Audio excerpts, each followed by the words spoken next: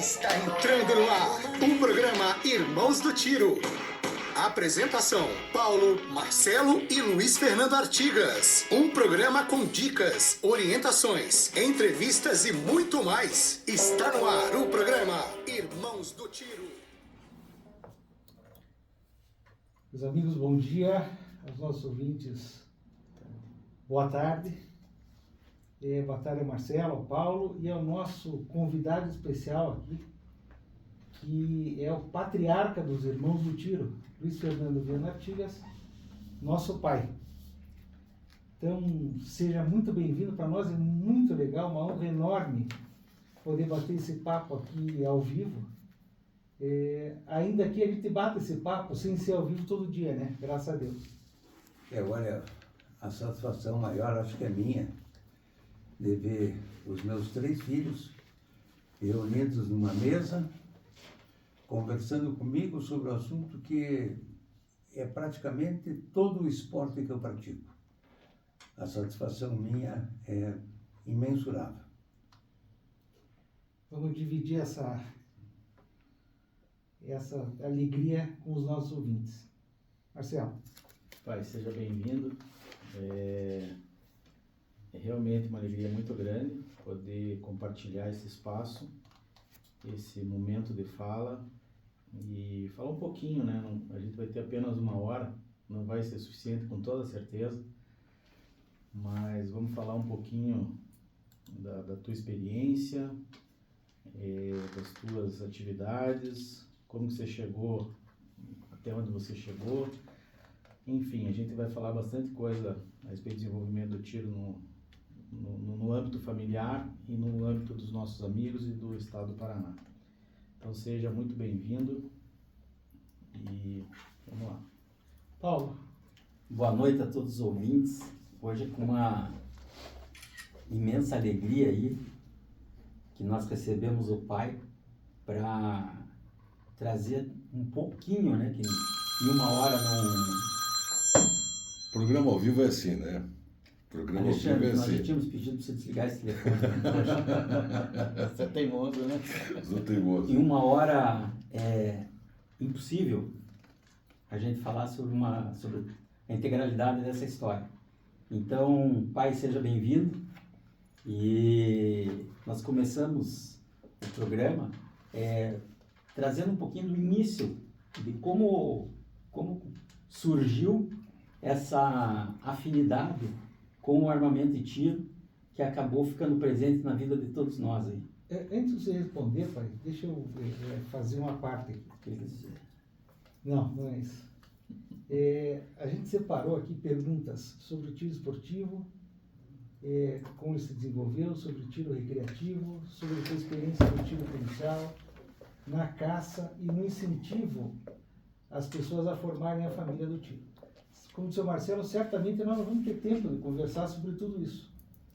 Mas vamos seguindo esse roteiro e aquilo que eles não conseguiram falar hoje, a gente já marca outro programa para poder conversar também, assim não temos pressa e podemos aproveitar essa 1 hora que nós temos juntos. Vamos lá. Veja bem, eu comecei com o tiro. Primeiro, eu teria que fazer uma regressão aí. Eu entrei na polícia em 1970. Naquele tempo não tinha escola de polícia, não tinha nada. E você tinha que fazer um curso de criminologia ou formação de delegado de polícia como pré-requisito para você poder fazer o concurso. Se você não tivesse isso, não faria. E nesse pré-requisito que eu cumpri, que eu fiz na escola de polícia, que foi uma parte na Rua Emiliano Pernetes, quando o Visconde Rio Branco, na outra na Visconde Guarapava, onde hoje é o Instituto de Criminalística, depois na 7 de setembro, esquina com o Marechal Floriano, também uma parte também foi nesse prédio. E não tinha, quem dava aula não tinha lugar para atirar. E a polícia sequer tinha arma, muito menos munição. Então, nós fazíamos com revólver apreendido pela rede, nós fazíamos exercício com arma descarregada. E o professor disso era o Dr. Paulo Lagos. foi um delegado excepcional. Depois que eu fiz o concurso, que eu fui para a escola, aí isso eu fiz em 1970, eu fiz o concurso. E acabei indo para a escola, posteriormente, conversando com o Arliquinho, que era o encarregado do estande, que era o Osmair Alves Salgado. Salgado. Eu comecei, então, a ter mais contato com arma. E atirava, nós não tínhamos arma, atirávamos com arma que tinha aprendido na escola de polícia, que era o revólver 38. E fizemos uma série de cursos com esse tipo de arma.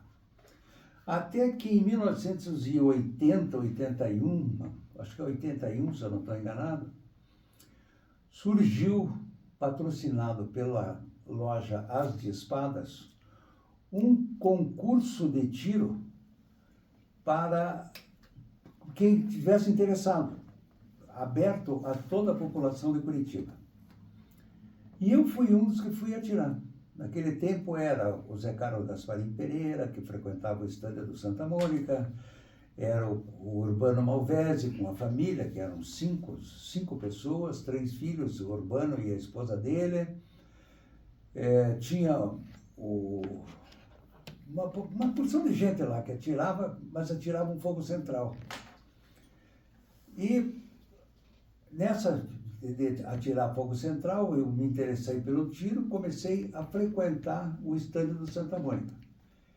E aí fiz aquela prova de tiro das espadas e consegui ganhar essa prova. E nessa prova eu ganhei um revólver calibre 38, que na verdade eu acho que nunca atirei com ele. Eu atirava com outro revólver. E esse revólver acabou ficando lá em casa. E ficou lá, ficou guardado. Porque, na verdade, esse revólver é um troféu. E essa prova de tiro que teve no Santa Mônica, a qual eu ganhei esse revólver, era uma prova que era feita com um revólver calibre 22. E, na época, a gente treinava na escola de polícia e o Jamil Sidon de Oliveira Jorge, que era professor de tiro também na escola de polícia, ele é que nos inscreveu no Santa Mônica para fazer essa prova. E tanto eu não era um dos melhores atiradores, que tinha uma luneta só, que era a luneta que era do Jamil, essa luneta, que era para enxergar a 25 metros onde é que estava pegando um tiro de 22. Você imagina hoje a dificuldade que é para você enxergar um buraquinho de bala 22 a 25 metros. E essa luneta, então, foi para o Osmair, porque era o que estava mais classificado entre nós. Ou tinha uma melhor classificação. E eu fui atirar e logrei ganhar a prova. E ganhando a prova, eu ganhei esse revólver. A partir daí é que eu comecei, isso foi em 81, a partir daí é que eu comecei a me dedicar ao tiro como esporte, porque na polícia a gente não tinha armamento para atirar, então nem usava arma que era carga, do DOPS que tinha as armas apreendidas. E é assim que começou o tiro. Quando criança, você nunca tinha tido contato com arma de fogo, assim, ou? Não, com arma de fogo, sim, porque o meu pai, em 1954, 55, ele teve uma loja de caça e pesca. Foi primeiro na João Negrão, depois ele mudou ali para onde hoje é o edifício Vila Nova, que era um terreno que era parte da minha avó e parte de um irmão dela, dos irmãos dela. E eu tirava com meu pai, ele tinha uma espingarda calibre 32, e nós íamos caçar lá perto de Irati, perto de Castro, Irati, por ali, e eu ficava aonde a gente ficava hospedado, eu ficava com essa 32, ficava matando passarinho em árvore. E ele ia caçar, fazer caça de pelo fora com outros conhecidos dele. Bom, dentro dessa lembrança, dessa memória afetiva do tiro, tem uma oportunidade que eu lembro muito bem, que eram as viagens até Morretes, na chácara do Zambon, para fazer os torneios de final de ano. Lembra disso? Eu lembro, sim, realmente. O Zambão fazia um barreado e a gente ia para a prova, fazia a prova, almoçava e depois do almoço é que a gente, eu não sou de tomar bebida alcoólica, mas bebida alcoólica só era servida depois do almoço. Então tinha a prova antes do almoço, de tiro ao alvo mesmo. E depois do almoço, já com o pessoal que já tinha bebido, tinha tiro a latinha. E era na chácara do Zambão mesmo. E o pessoal ficava brincando nesse negócio de atirar em latinha. E valia tiro em tudo quando era tipo, né? Tiro, valia qualquer tipo de tiro, com qualquer arma, com o que tivesse. Inclusive estilingue. Inclusive tinha uma prova de estilingue, exatamente. Eu lembro bem dessa prova, porque na parte da tarde, o pessoal da chácara vinha com uma bandeja, com uns copinhos pequenos assim, que era água de mira. A chácara era um alambique, tinha um alambique na chácara. E eles serviam cachaça para quem estivesse presente, inclusive para as crianças, né? Naquele tempo não tinha essa legislação que tem hoje, que proíbe que criança ou que menor de tantos anos de idade toque em arma de fogo, que na minha concepção é errado, porque eu acho que a criança tem que ter, pelo menos, tem que ter contato com a arma. Eu, como fui delegado de polícia, eu casei em 67, o Luiz Fernando nasceu em 68, e eu de 70 para frente, entrava em casa, tirava a minha arma e deixava em cima de um móvel ali na entrada, na saleta onde a gente entrava. E a minha vida inteira foi assim. Eu fiz isso de 70 até 2012, quando eu me aposentei. Então, você vê, e as crianças sempre viram arma e não tinha perigo de tocar, não tocavam nas armas. O perigo e o cuidado que a gente tinha é quando iam os amigos dos meus filhos, porque aí eu tinha que pegar a arma e guardar num lugar diverso, porque tinha receio que fossem pegar por curiosidade e pudesse acontecer alguma coisa desastrosa. Mas eu sempre deixei a arma, até porque eu fui muito tempo delegado de furto de veículo e não tinha horário de entrar na delegacia, muito menos de sair. Normalmente eu chegava na delegacia 9h30 da manhã, ou às vezes às 10 horas, e saía da delegacia para ir para casa, 3 horas da manhã, 2h30, 3 horas, quando eu saía cedo, porque nós fazíamos ronda a noite inteira. Eu conhecia Curitiba à noite melhor do que de dia. Eu sabia onde ia, sabia onde é que bairro que ia, não sabia nome de rua, mas sabia onde eu estava. E de dia eu não sabia direito voltar onde eu tinha estado à noite. Bom, isso também traz uma memória afetiva, esse negócio da arma em cima do móvel ou da televisão, às vezes. Eu me lembro que você dizia para nós que a arma tinha pilha, não tinha pilha. Conta essa história. É o seguinte, quando a arma estava municiada, como vocês eram muito pequenos, não adiantava dizer para você, olha, tem munição, até porque vocês não iriam entender o que era munição.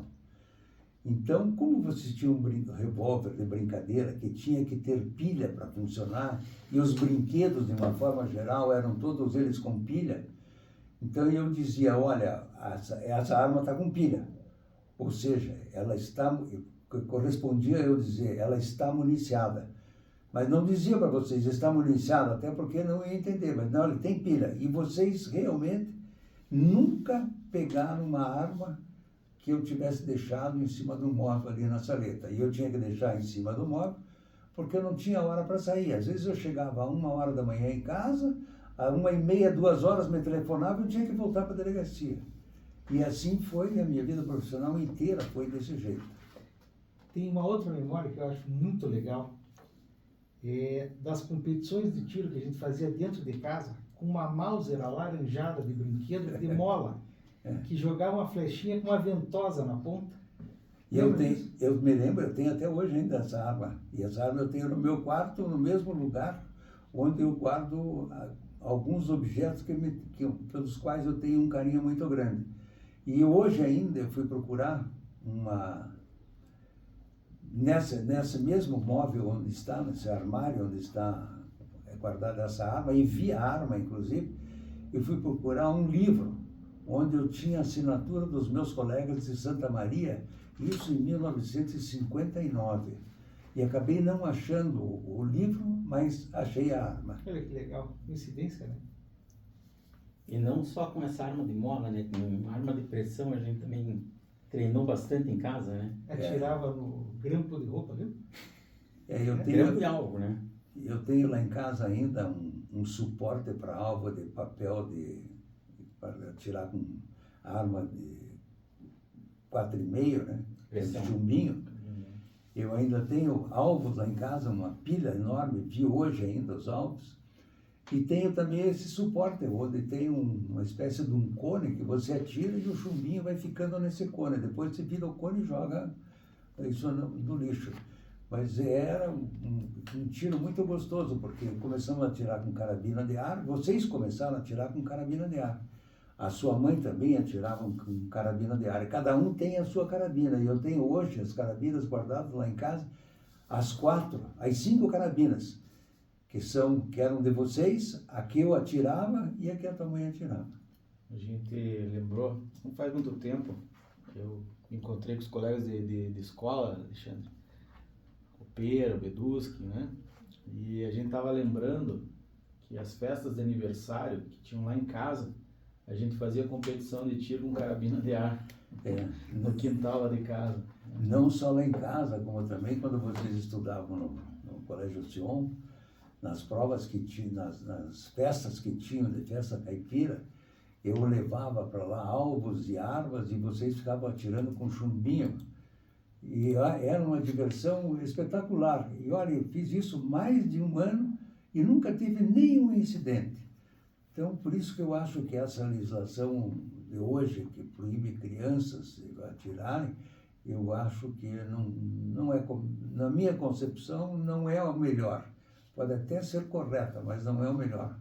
Até porque você nasce, e depois que você nasce, você já briga por viver.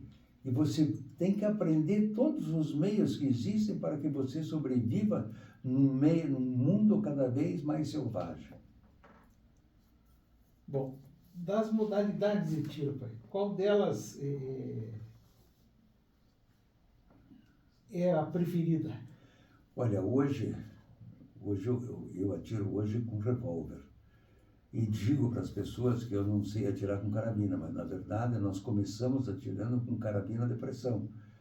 Como eu disse, cada um de vocês tem uma carabina de pressão, e eu também tinha a minha.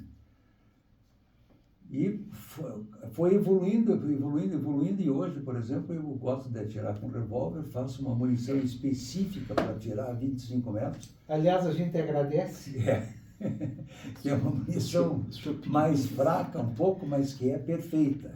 Eu até agora, ultimamente, eu tenho sentido um pouco de dificuldade, porque antes eu tinha projéteis que eu comprava da CBC, e que ela hoje já não comercializa mais, ou você não consegue comprar, porque existe uma restrição enorme de legislação para você comprar esses projéteis. Então, eu já não tenho mais aqueles projetos que eu atirava, que inclusive são projetos canto vivo, que eu uso para atirar uma arma específica que eu tenho, que é uma pistola Schmidt Wesser, a Master 52, que só aceita munição canto vivo. E você não acha mais esses projetos canto vivo para comprar. Eu quero só fazer trazer aqui a recordação, né? Você falou do revólver, né? Mas você, durante muito tempo, pai, você participou de uma modalidade esportiva que é o tiro prático, né? E, aliás, ia muito bem nas provas, né? Participava e se saía muito bem. Nós temos que ir mais longe. Eu lembro de quando o pai trouxe a prova de tiro prático para cá. Lembra disso? Me lembro. Nós fomos atirar em São Paulo, inclusive o Luiz Fernando, eu levei o Luiz Fernando comigo, que era o que tinha mais, era o mais velho, que foi comigo para atirar em São Paulo. E quando chegou numa prova dessas de IPSC, que depois virou tiro prático, e hoje é conhecido como tiro prático, o Luiz Fernando foi muito bem na prova. E tinha um coronel da PM, que eu não me recordo o nome, que quis questionar a validade da prova que você havia feito. Coronel Giraldi. Coronel Giraldi, exatamente. Encontrei com ele 30 anos depois, quando eu era delegado em Paranavaí, Pois ele é. morava em Paranavaí, e nós fomos atirar a NRA juntos, que ele já não fazia mais o tiro prático. E ele fazia IPSC naquele tempo. E ele questionou a validade de um alvo que você havia atirado e saiu com o alvo mostrando para todo mundo, querendo dizer que você não tinha ganho a prova. E naquele tempo até quem deu uma mão forte foi o Maurício Freire, que realmente disse, não, é válido, e é a prova, e ele ganhou a prova. E você realmente ganhou a prova. Essa prova equivalia ao Campeonato Brasileiro, chamava-se São Paulo Open de tiro. Eu não me lembro o nome. E teve uma experiência muito bacana. Eu me lembro do fato, me lembro da minha participação, da tua, e foi ótimo. E isso aí é que nos levou a continuarmos com o tiro da forma como nós fazemos hoje. E não atiramos mais IPC, com exceção do Marcelo, que o Marcelo atira de IPC, foi campeão brasileiro já diversas vezes. E eu já não corro mais, porque depois que eu tive o meu acidente na coluna, eu fraturei uma quarta vértebra lombar e fiquei com alguma dificuldade para correr, e depois com a idade, e também hoje já estou obeso, já não consigo mais correr, mas continuo atirando NRA, que é uma modalidade de tiro hoje que é a minha preferida. Eu lembro que a gente enchia de móvel, porta, janela, mesa, cadeira, ia lá para o campo de instrução do Vim Perigo, que ficava ao lado do Santa Mônica Clube de Campo. Nós montávamos, e era uma pista só, lembra? Você montava uma pista, o pai ensinava o povo a atirar, a gente atirava, depois terminava. Enquanto ele fazia os resultados, nós três íamos lá desmontar a pista, pôr dentro do carro tudo de volta para levar para casa. Eu usava uma caminhonete para fazer isso, eu não fiz só no Santa Mônica, eu fiz em Paranaguá, inclusive em Paranaguá eu levava o material do Santa Mônica para Paranaguá, para montar uma prova de tiro em Paranaguá. Era o Civil Troop, eu lembro do Civil Troop, ele, a filha dele, tinha mais um promotor que atirava também, o Dalcol, que atiravam também, nós levávamos o material todos, montávamos a pista para eles atirarem lá, atiravam no meio de um areal, terminava a pista, a gente juntava tudo, punha em cima da caminhonete e vinha embora. E vocês iam comigo. Então, o tiro está realmente enfranhado em nós há muitos e muitos anos. Pai, você vendo o tiro hoje, quanto que desenvolveu, né?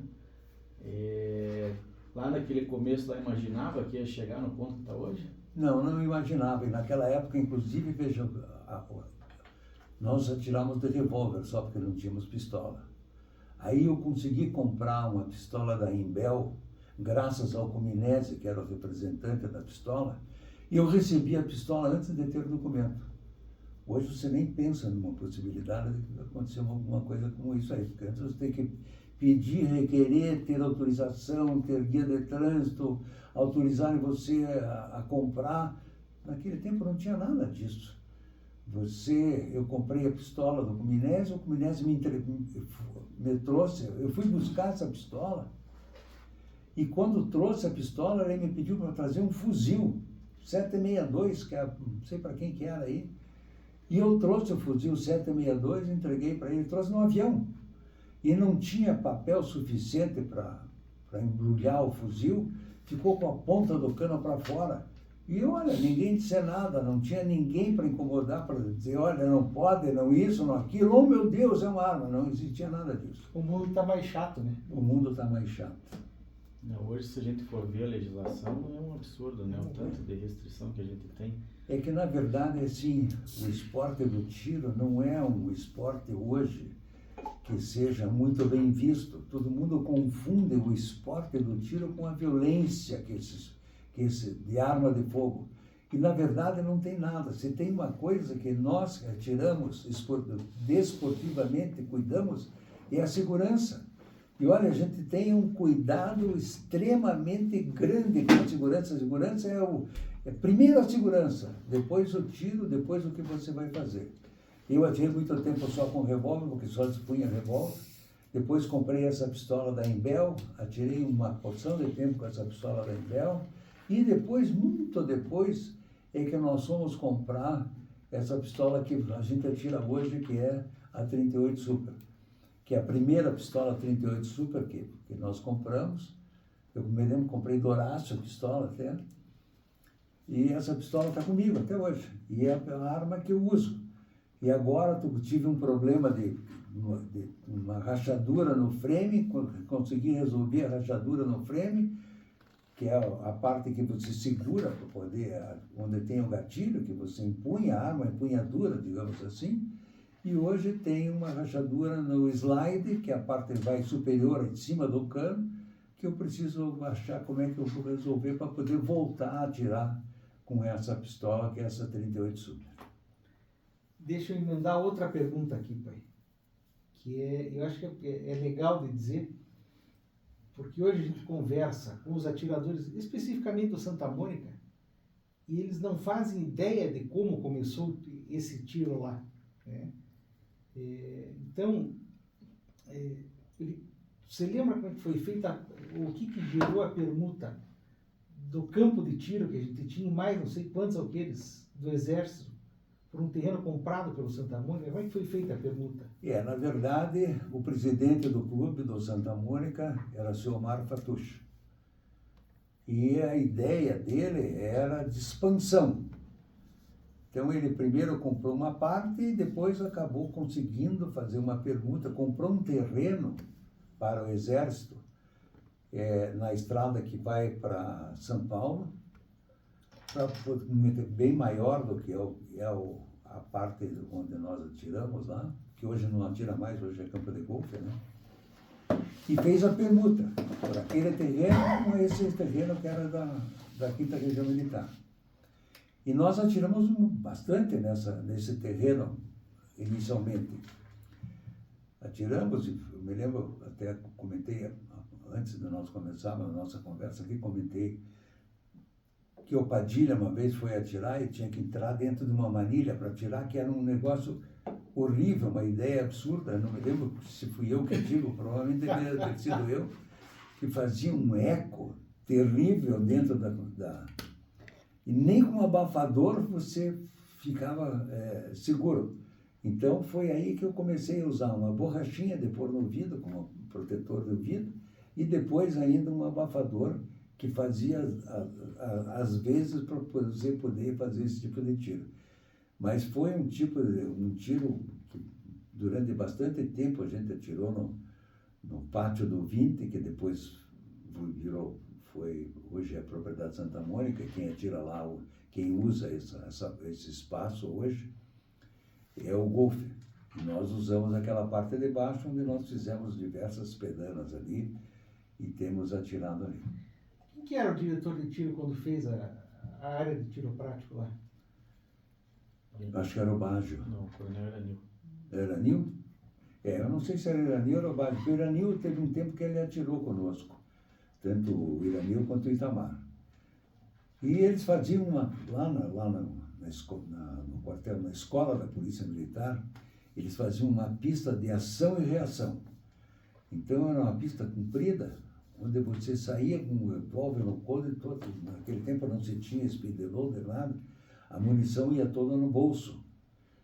Então, naquele tempo, atirava eu, atirava o Mauro, atirava o Jamil, atirava o Eloy França.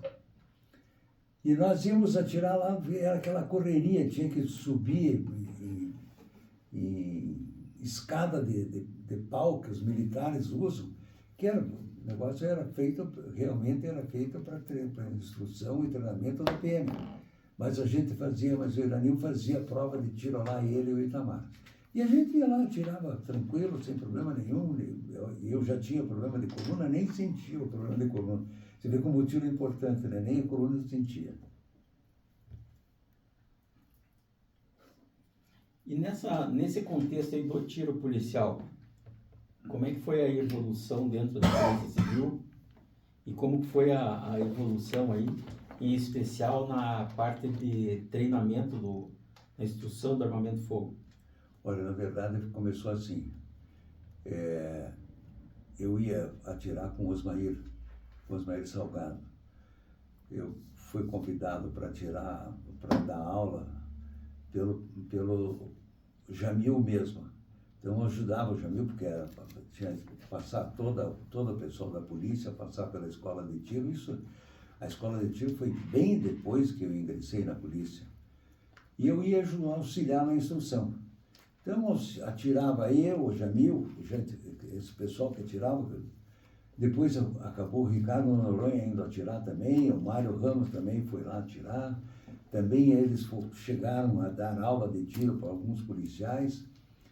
E é uma coisa que para nós, assim, para mim, assim, era todo dia.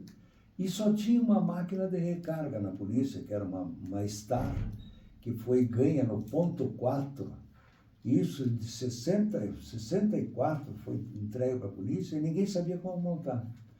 E o Fernando Grilo foi lá e montou a máquina.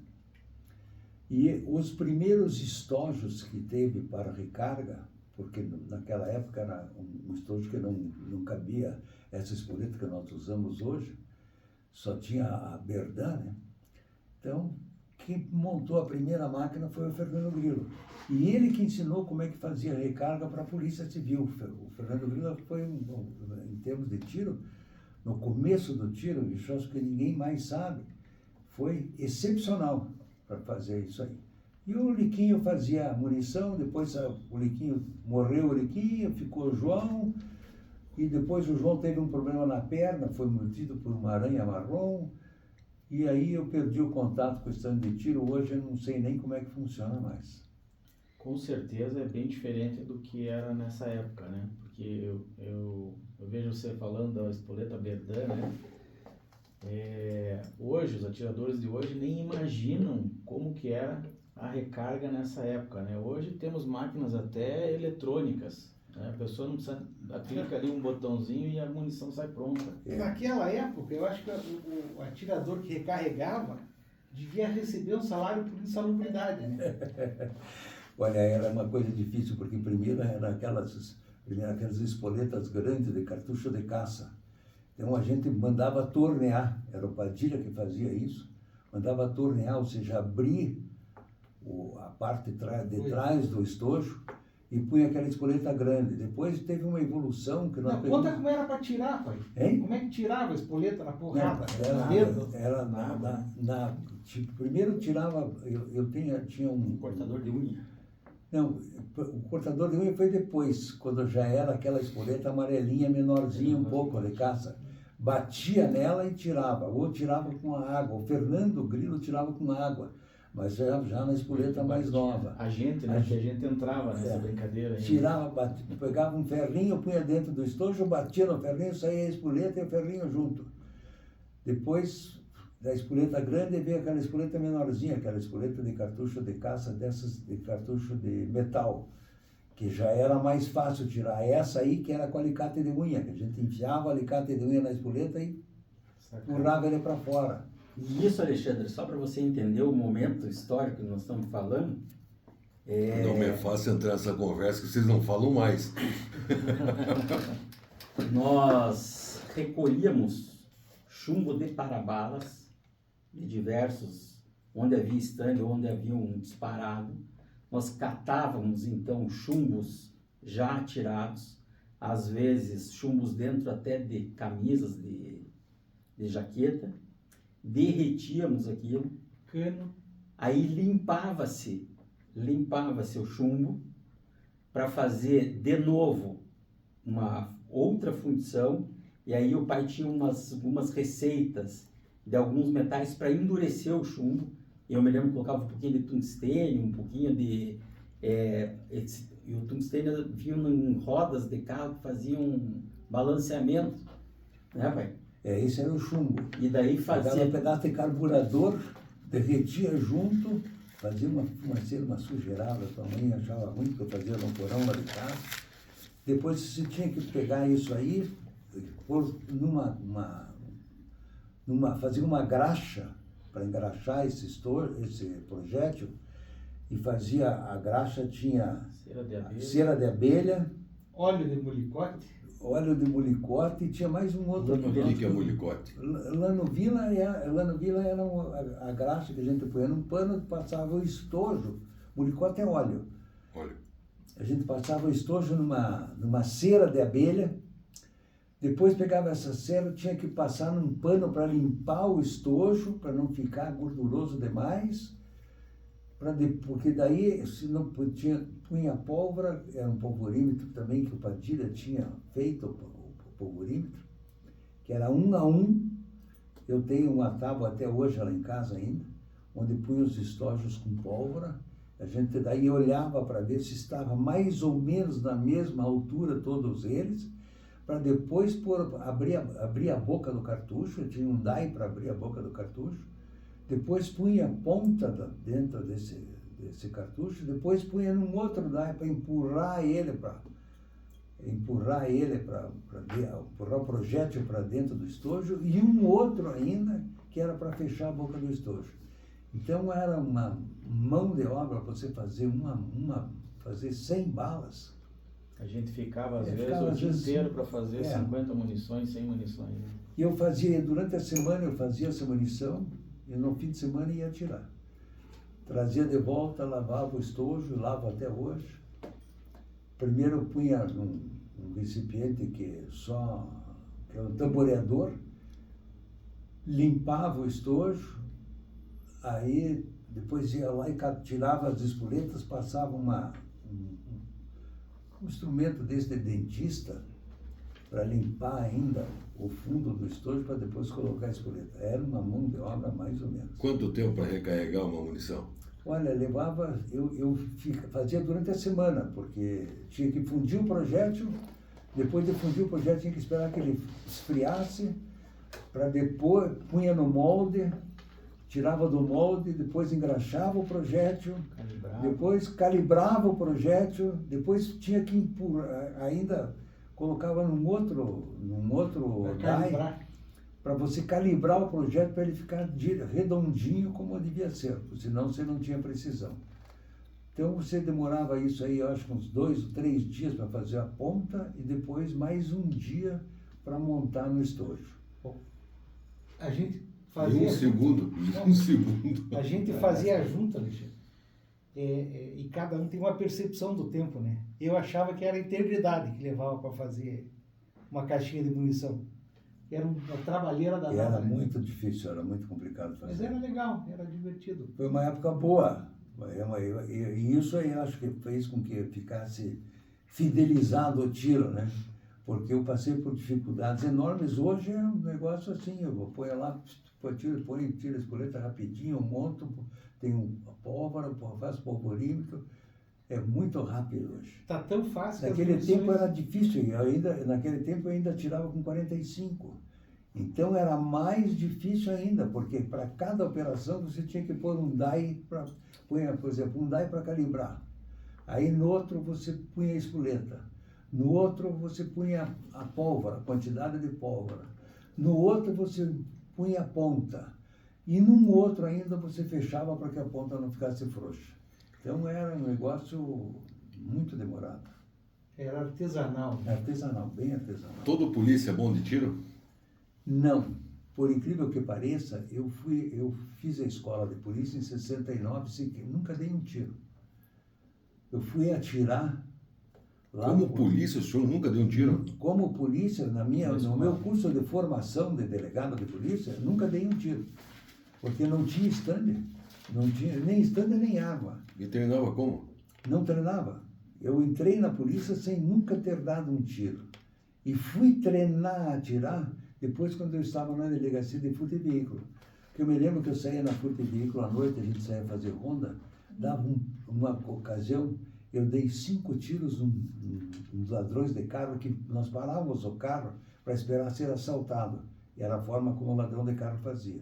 Se fizer E isso, quando nós estávamos parados, estava eu, um outro delegado, mais um outro delegado, que era o Arthur Braga, e tinha mais um funcionário meu, que era, a gente usava o Opala naquele tempo, que de banco inteiro, nós tínhamos 3 na frente e 3 atrás. E eu estava dirigindo, o Braga estava do meu lado e tinha o Vital, que era um investigador, que naquele tempo era agente de segurança, estava do meu lado e eu dei 5 tiros no carro e errei o carro.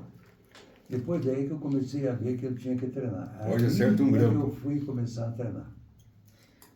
por falar em treinar e por falar em mundo mesmo e chato, você lembra do programa Silvio Santos, que tinha um quadro em que o povo atirava arma real, um tiro Na verdade, revólver? na verdade era o seguinte, eles convidaram para fazer um programa onde você tinha que atirar num machado, no fio do machado, para que a arma, para que o projétil dividisse em 2 e furasse 2 bexigas. E essa era a proposta do programa. E eu achei complicado, eu ir para São Paulo com um revólver para fazer isso, não me sentia à vontade. Então, tinha um cidadão, chamado Chacon, que gostava desse tipo de coisa. E eu, então, fui treinar o Chacon para ele atirar no fio de machado, para dividir o projétil em 2 e furar as 2 bexigas. E ficamos um tempão também na escola de polícia, junto com o Osmair lá, treinando o Chacon para fazer isso. E ele foi, não me recordo o resultado que deu, mas sei que ele foi. Eu me lembro de estar junto num desses treinamentos. O povo de coldre era pequenininho, parecia cowboy. A gente usava os coldres que eram da Guarda Civil, que era um cinturão com coldre, e amarrava na perna, inclusive, era um coldre que era lá embaixo, que você ficava bem próximo da tua mão, quando você ficava de pé com a mão solta, o braço solto ao lado. E esse era o coldre que a gente usava antigamente. Hoje, se você pensar num coldre desse, não tem nem cabimento, não atira. Quantos anos o senhor tem de tiro? Que o senhor atira? Olha, eu comecei a atirar, provavelmente, lá por 76, 77. Se o senhor hoje fosse escolher uma arma, para o senhor andar com ela para sua proteção, com toda a sua experiência de polícia, que calibre que o senhor usaria? Não, eu usaria o mesmo calibre 38, usaria um revólver cano curto, desse menorzinho, cano menorzinho. Pelo seguinte, porque a pistola, se você for atirar e ela der um problema de extração da cápsula ou entrar duas munições juntas, até você desenguiçar a pistola, morreu. E o revólver, se você atirar uma vez, falhou, você dá outro tiro, o outro tiro sai.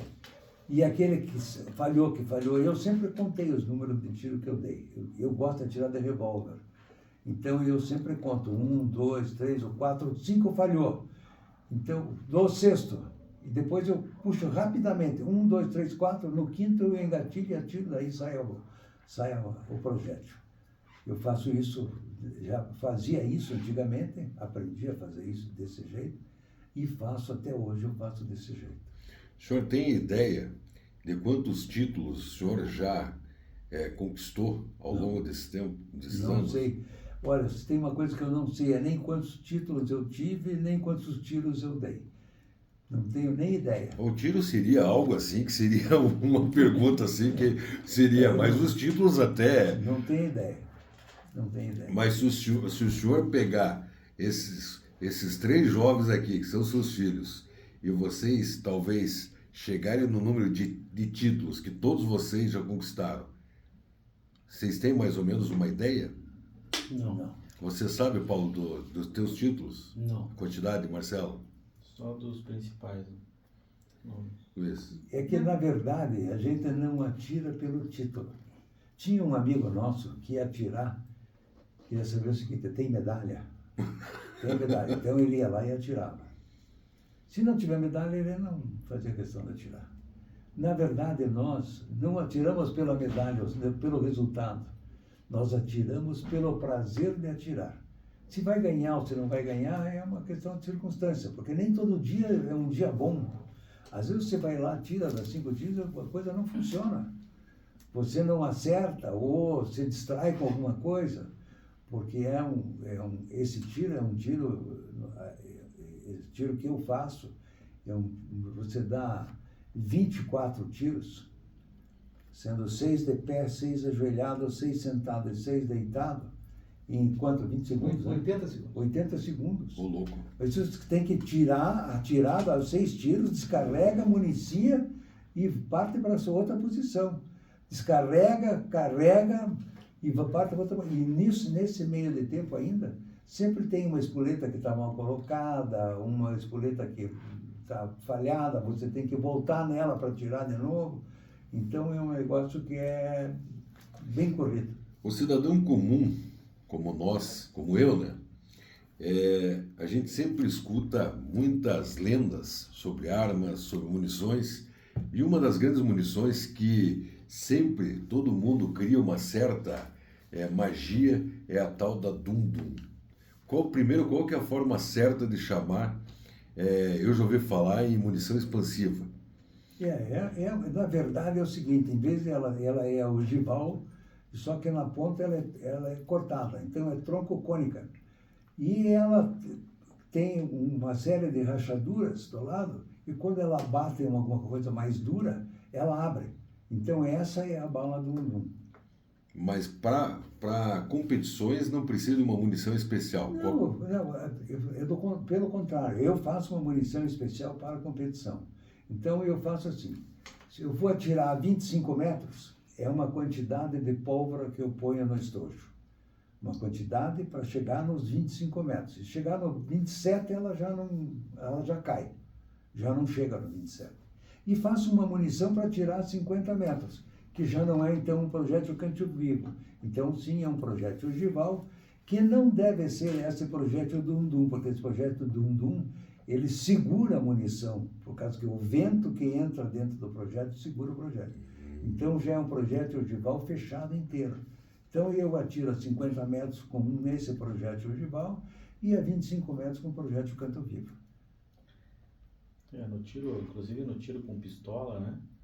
Que você precisa de uma alimentação que não dê problema, quanto mais lisa for a superfície do projétil, melhor. Então, se for ogival, ele não vai engatar no carregador, não vai engatar na rampa, então por isso que a preferência é pelos projéteis ou ogivais ou troncocônicos, né? Na realidade... Troncocônicos, os termos que vocês usam. É o seguinte, ele é cortado em cima, ele vem até um pedaço e depois ele pega a dimensão do estojo. Esse é o troncocônico que a gente chama. É um projétil bom para atirar, mas não é tão rápido de atirar com ele, nos 50 metros, quanto o ogival e fechado, inteiro ogival. Porque o ogival inteiro, ele entra no tambor da arma, ou na casa da pistola, entra no cano da pistola e não engata em nada. E o troncocônico na pistola, ele vai, provavelmente, ele vai segurar de alguma forma. Assim, você tem que acertar na altura da munição. Então tem tantos milímetros que você pode ter a ponta. A ponta pode sair tantos milímetros. Às vezes a questão de 1 milímetro a mais no projétil, ele já segura na pistola e daí não vai. Porque na pistola ele tem que entrar rápido. No revólver já não é a mesma coisa. O revólver, por isso que eu pelo menos, no meu entendimento, o revólver é muito mais preciso do que a pistola. Porque é tiro a tiro. E a pistola é a rapidez.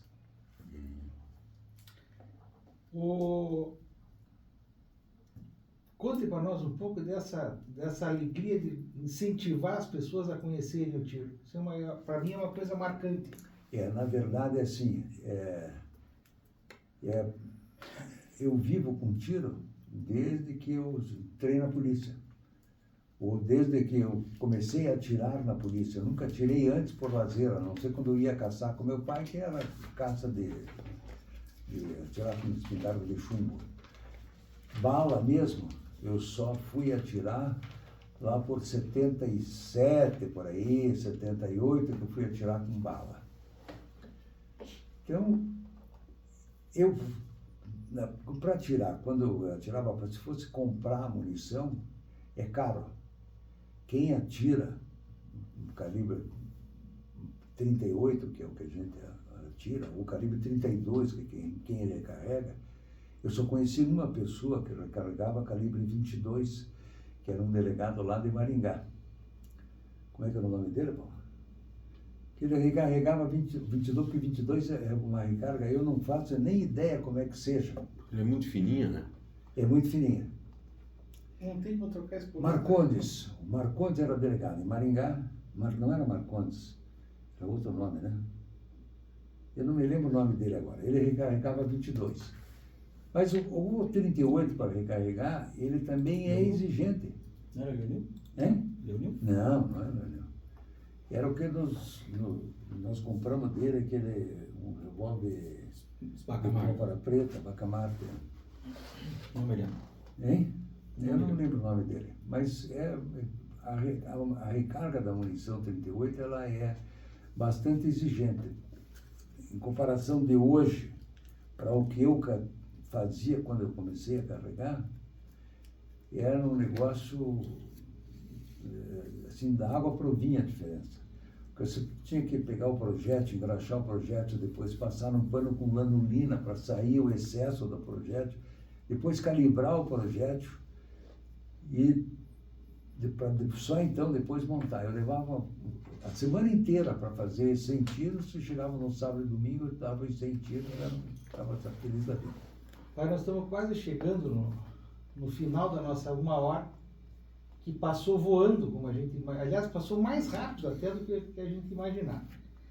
Então, além de muita paciência para lidar com os entraves da legislação, qual é o conselho que você daria ou dá para alguém que queira começar no tiro esportivo? Olha, hoje tem que cumprir todas aquelas formalidades documentais, né? Mas quem for começar a atirar, e eu tenho visto uma porção de gente que sempre procura auxiliar quando posso, tanto na empunhadura, quanto no acionamento de gatilho, quanto na visada, quanto no fato de você controlar a respiração para poder atirar.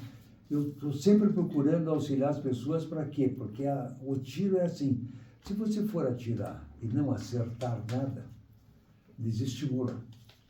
Então eu procuro fazer com que as pessoas acertem o alvo, porque isso estimula a prática do esporte, que para mim é o principal esporte que tem. Eu, por exemplo, nunca joguei futebol.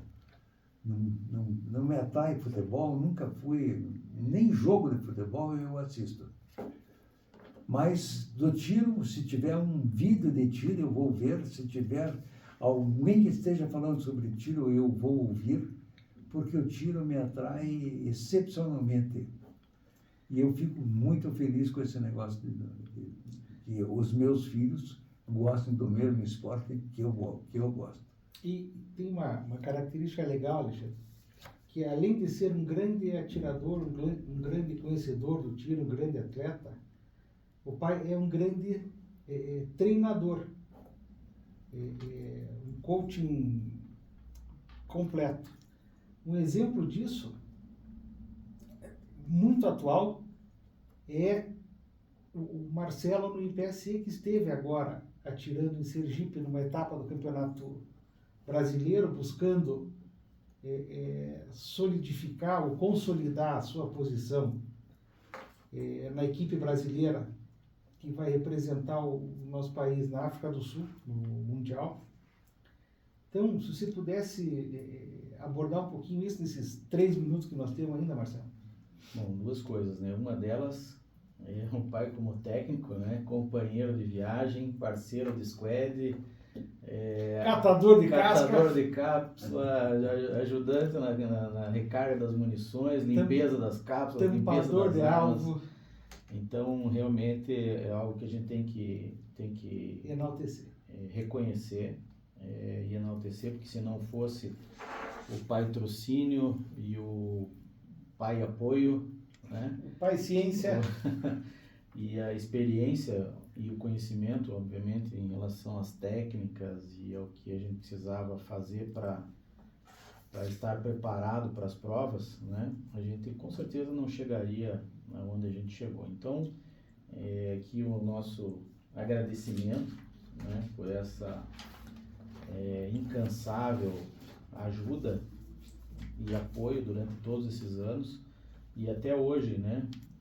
Preocupação de como que foi, se está tudo certo, se a mala tá, né? A gente chegou lá num stand numa cidade que tem 120 mil habitantes, né?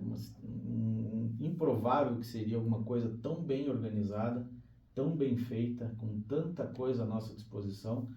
Foi uma das etapas do Campeonato Brasileiro que realmente se sobrepôs pela qualidade das pistas, pela qualidade do atendimento do pessoal. A gente tinha, pai, 2 obreadores e catadores de estojo em todas as pistas. A gente não precisou pegar uma cápsula no chão e estava um calor de 30 e tantos graus. Então, Você já imaginou uma prova assim, pai? É difícil. Olha, as que nós fizemos aqui nunca teve. nunca teve desse jeito assim. Teve uma vez que o Fausto contratou o rapaz para catar Ah, mas era para ele, né? estojo para ele. Mas ultimamente a gente tem conseguido contratar as pessoas até para ajudar nos ajudar, nos auxiliar nessa parte. Mas tem prova que não tem gente, né? Então a gente fica ali com a necessidade de ter que catar e tem que catar lá 300, 400 estojos no sol de 30 graus. Chega no final do dia, isso faz uma diferença bastante grande. E não é só catar, né? Tem que procurar também, porque ele se esconde. Às vezes ele se enfia embaixo da terra. Mas o mais legal de tudo é que o Paraná, pelo menos na minha categoria, ficou em primeiro lugar como equipe, né? Tivemos o primeiro lugar para a equipe na categoria Open e os nossos representantes aí foram muito bem na prova. E deixou a gente bastante feliz. Agora teremos a próxima prova em João Pessoa, vai ser a última etapa. Vamos ver o que vai acontecer. Maravilha. Alguma consideração final, pai? Olha, foi aquilo que eu disse para vocês, é uma satisfação que vocês não, por mais que vocês imaginem, vocês não fazem ideia. Porque, embora vocês sejam pais também, mas eu estou aqui com os meus 3 filhos, conversando sobre o assunto que eu gosto, então estamos todos voltados para o mesmo esporte. Não tem nenhum que gosta de sinuca, embora tenha um amigo de sinuca em casa que eu não jogo. Não gosto de futebol, nada, é tiro. É tiro. Se nós ficarmos conversando sobre tiro, nós vamos conversar de manhã, de tarde, de noite e ainda vai faltar tempo para conversar tudo que nós queremos. Então é uma satisfação muito grande estar aqui hoje conversando sobre isso, que é uma alegria imensurável. Eu fico muito feliz por estar aqui com vocês, por poder conversar com vocês e falar sobre o assunto que todos nós gostamos. Paulo. Então, muito obrigado. Alexandre, por favor, anote para nós aí o tema caça para a Caça. próxima visita do pai aqui. Certo. Que se a gente for falar sobre Ele é caça, caçador também? caçador, só temos que segurar o Nando por causa das mentiras do giral dele, que isso tem causado problemas aí. Mas tem um sem fim de questões aí para a gente conversar, de histórias e informações que o pai pode contribuir aí com o mundo do tiro, sem a menor dúvida. E como a gente havia registrado já no início do programa, é absolutamente impossível em uma hora a gente abordar todos os temas que nós gostaríamos sobre o tiro, ainda mais com o pai aí como protagonista da história. Então gostaria de agradecer mais uma vez a todos os nossos ouvintes essa oportunidade aqui que a gente tem de trazer o tiro como esporte, o tiro como um elo de família, o tiro como um alicerce de muitas vidas aqui, apartá-lo dentro apartá-lo de qualquer sorte de vinculação com violência algum caráter negativo. E dá boa noite para o Fernando, para o Marcelo, para o pai, para você e para todos aqueles que nos ouviram aí durante essa horinha que passou tão rápido aí. Vamos para a foto? Marcelo precisa terminar o Galera, programa aí. boa noite para todos aí. Só alegria.